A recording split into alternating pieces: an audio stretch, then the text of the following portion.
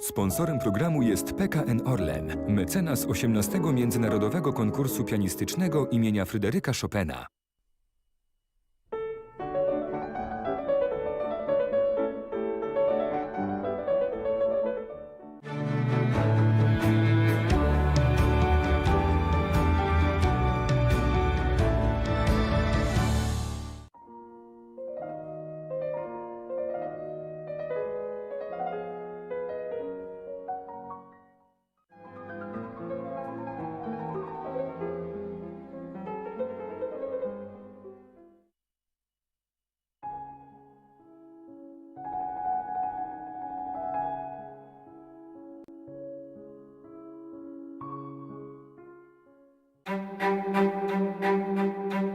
Na koncert zaprasza sponsor, fabryka cukiernicza Kopernik.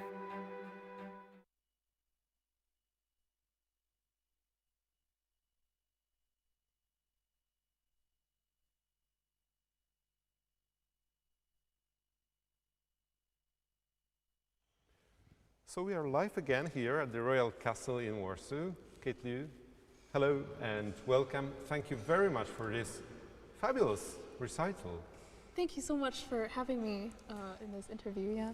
And actually I had a long list of questions, but since you must be a little bit tired after a long concert, I will keep it short if possible. Sure. But, you know, when I was listening to you, I thought, it's just magic what's happening here. So tell me, what is magic? Well, it's wonderful that that it's magic to you. Of course, it's always it's wonderful when audience members sort of come up to me and say something like that. But to me, the magic is in the music itself, and just the pieces that I've chosen for myself are pieces that mean a lot to me, and that I love, and that have magic in them, whatever that magic is. But it's just the emotional intensity and the emotional worlds that these pieces encompass are really, truly extraordinary. And I hope that listeners are enjoying it as well. I'm sure we felt, all of us here in the hall, we felt the magic. And you said you chose pieces of special importance, special meaning to you tonight. Could we talk about this? What is so special about the repertoire you performed here in Warsaw? Well, I guess it's 3 different composers, but Handel, for one, is a composer that I very recently discovered his keyboard suites. I've sort of listened to them for a while, but I'd never thought about playing them ever. But I've loved them, and I thought, well, now is the time to play one. If ever during coronavirus, I'll dip my toe into something new, and that's been wonderful. I just love the Baroque sort of nature, and of course the piece is just magical. Then the Chopin mazurkas, which is one of my favorite sets of mazurkas, just because it's such a standalone. It almost is a world of its own as a set. They correlate with each other so well, they sort of fit together so well in terms emotionally, and I love them just one after another. I've played them in isolation before, and I've never loved it as much as playing them together, all 3. And of course, I love them just emotionally as well, and they mean quite a bit to me. And I love mazurkas in general of Chopin's. And then the Schumann pieces, they really, there's really a certain depth in them that I cannot quite describe, but of course it has to deal with the composer himself, going through the life that he did. But I love the arabesque and the fantasy right next to each other because I mean, first of all, they're both in C major, and they just flow right into each other quite well. But I really love Schumann's music. There's something just so otherworldly about them. And when I play it, I do actually feel like I'm transported into a different emotional world, as I am for Handel and Chopin as well, and any other composer that I play. But the fantasy is really just such a huge work.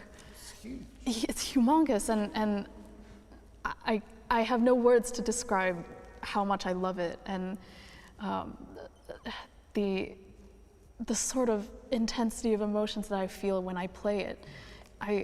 It's such a wonderful work, and I really hope that I could even play an ounce of what the music has itself.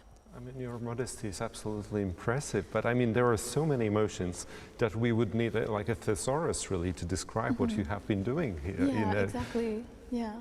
Yes, and what are your feelings when you come back to Warsaw, the city of the Chopin competition, when in 2015 you won the third prize in the bronze medal?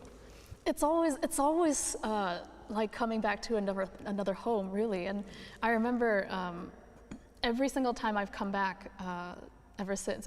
The first time in a long time was last year, and this year I came back again. But every single time I just sort of, on my car ride back from the airport to the hotel, I just thought, wow, I'm back in Warsaw. It's just that kind of feeling where I'm back somewhere, and I love the people, I love the culture, I really love the importance of Chopin, and yeah, I just really enjoy coming back all the time. Well, you even pronounced the name of the composer in a very Polish way. We say Chopin in Polish, not Chopin, like many people do in the world. So it sounds Polish. So it's, Wonderful. It's very, very nice. And could we talk about your involvement in Chopin's music? Do you remember the first piece by Chopin that you played or you heard, or when you heard the name for the first time in your life? The first piece I ever played by Chopin, I remember very clearly, was the Impromptu No. 1. Strangely enough, it's not quite the piece, the usual piece. You know, usually you start with an etude or some prelude or something like that. Waltz. But I remember waltz. But I remember getting the Impromptu No. 1, and to be honest, I didn't understand it at all. I didn't understand it until much later, just how beautiful it is. But it stuck in my mind so much, this piece, when I was so young, my first piece by Chopin, because later on in the years, I would remember that moment and just thinking, well, I can't believe I didn't hear just how great this piece was. But I mean, it's obviously a tremendously charming piece, and I love it. And so that was my start with Chopin, I guess. And was it like a love affair that developed over years? When did you decide to be part of the competition, to join the family? It wasn't it was kind of a goal of mine. I'd watched the competition in 2010. I watched the sort of the live streaming and everything where on were YouTube. you when you were watching it? I was in Chicago. All right, so Yeah. what was that? Very early in the morning, late, what hours were these? It was, it was really early in the morning, and sometimes I would just watch, and sometimes I would remember my favorite players, and I would really? just wait for them. And after the rounds, and you can't really watch 80 You had your people. alarm clock set at 4 a.m. or whatever it was? and Yeah, you basically, yeah. And Really? if I missed it, I would just go back because it was all on YouTube. That's the wonderful thing about the competition. But it was such a goal of mine to enter, even when I was younger. And I entered not thinking that anything would happen. Just I really wanted to go, and I was going to say that I was going to try my best, and well, the rest is history. Yeah. Well, but you're truly a favorite for our audience. I mean, your videos from the competition later are watched by millions, and the questions are coming in as we are speaking. We'll just answer a few of them from the audience. So was that a big change in your life to come to Warsaw? Was that the first time that you came to Warsaw for the competition? Yes, for sure. That was my first time in Warsaw, and I can't begin to say how much it has changed my life. Just First of all, the preparation was quite wonderful. I'd never dedicated myself to one composer before, and to have to do that for the competition, it was absolutely great. And then, of course, after the competition, to have so many people express love for what I've been playing and for how I interpret things and just how I hear the music myself. It's really priceless. I can't describe. Yeah. Some people, even among the laureates, when they go back to their competition, they also remember the stress, the nerves, how difficult it was. Do you have also a little bit of that when you came to Warsaw? I remember the final. The rounds before that, I was naively sort of not thinking about how far I would get. But then when the final came, I do still remember the day before the final and the moments before the final. And One short rehearsal? One short rehearsal, and then it was just practice, practice, practice. And then right before going out on stage, the nerves were so memorable. And yeah, I will never forget it, really. What a great experience it must have been. And how has your understanding of Chopin's music changed or developed since then, since 2015 and your victory here? I guess musically, it's not just Chopin, but musically I've started thinking just a lot about how I was going to improve and things like that. And I can't say that a lot of my temperament has changed. I'm still myself. I agree. But for sure, I'm still just working on the little details and working on just trying to understand the composers, trying to understand what they're saying, what they're feeling, and what their music is expressing. And that's a lifetime journey, really. Well, actually, one pianist told me, and he's not 40 yet, and he said, I'm so curious how I will play this music when I'm 70, 75, because there is so much depth in it that I'm really looking forward to getting old. I do wonder that too. I've thought about that as well, what I would sound like even in like 20 years or something like that. It's, every stage is different, yeah. Right, and then have you extended your Chopin repertoire after the competition, or you just took a break from the composer because there was just too much of Chopin for a period of time?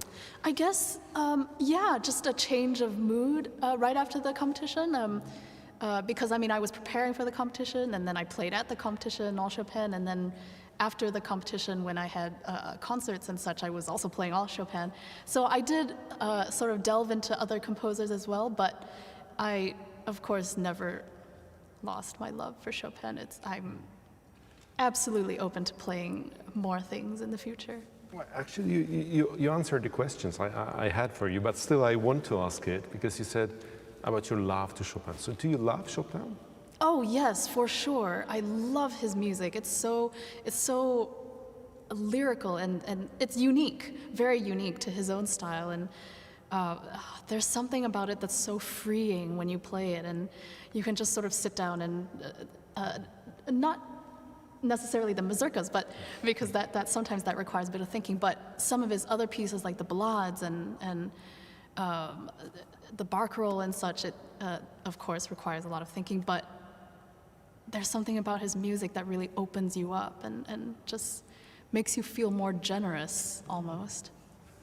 I'm also impressed to hear that you listened to the 2010 competition actually in Chicago, which is, I think, the third or fourth biggest Polish city in the world, because there's a huge Polish population. So did you have a little bit of that Polish spirit that helps with the music, or? I didn't know that Chicago was the second biggest city until after the competition, but it was a joy to find out. Yeah.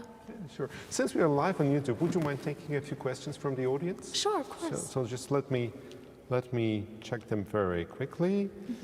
And, well, I hope I pronounced the name correctly. Ayşenaz Balincan, the name looks Turkish to me, I think. Can you ask why she wanted to be a pianist? Why did you want to be a pianist? It wasn't a one-day decision, sort of overnight, that sort of thing. I fell in love with the music that I was playing, and I remember very distinctly the time period that this happened, where it wasn't just sort of a, I want to be a pianist. It was sort of the, wow, I really do want to be a pianist, that sort of thing. And when you just start playing masterworks and wonderful, and you listen to other people, other masters play wonderful works, and you just hear these recordings, and somehow music was just such a huge part of my life and had such a huge impact that I didn't wake up one day deciding to be a pianist. It was almost a gradual thing that I came to realize. So, shall we say 2 more questions and we're done? Sure. So another the best one is the nick of the person, and the question is, what is going through your mind while playing? Well, actually, it's a combination of a lot of things. Of course, I have to be thinking about the music and the structure and everything, but more than that, I have to be able to feel it, the spirit of whatever I'm playing. And I have to feel it right before, I have to feel it way before, and I have to feel it right before I play, and I have to feel it while I'm playing, and then all the way through to the end of the piece. And that's the important thing, is to feel that spirit and that emotion and through whatever you're interpreting, and while you're also thinking about how to be, structurally interpreting and something like that. And the last question we have from the audience is, I think, Luke Erkin. How does Kate think the world of classical music concerts and performances will be changed after COVID-19? That would be my question too. Yeah, I've heard this question a lot. I think that while I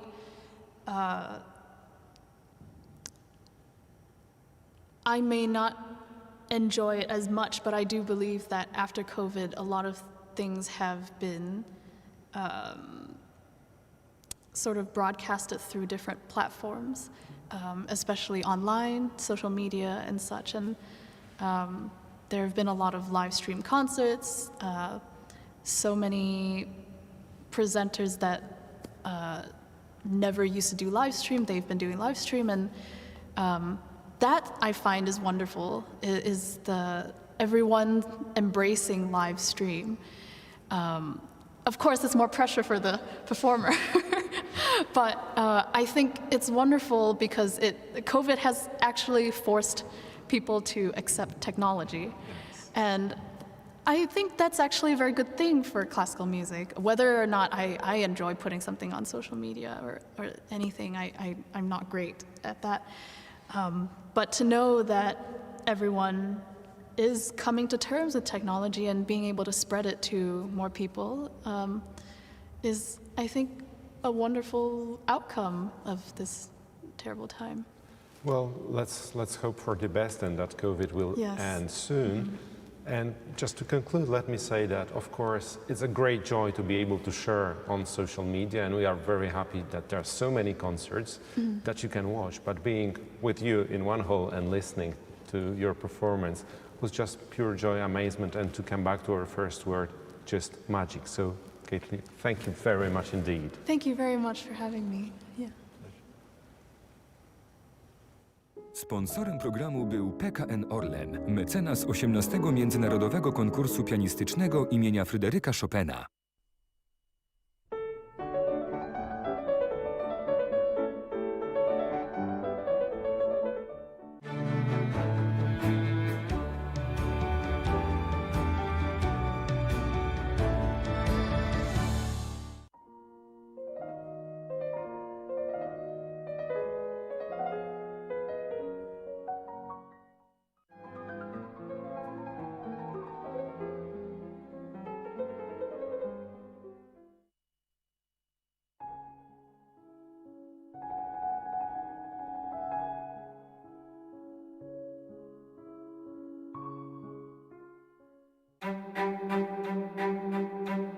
Na koncert zaprosił sponsor Fabryka Cukiernicza Kopernik.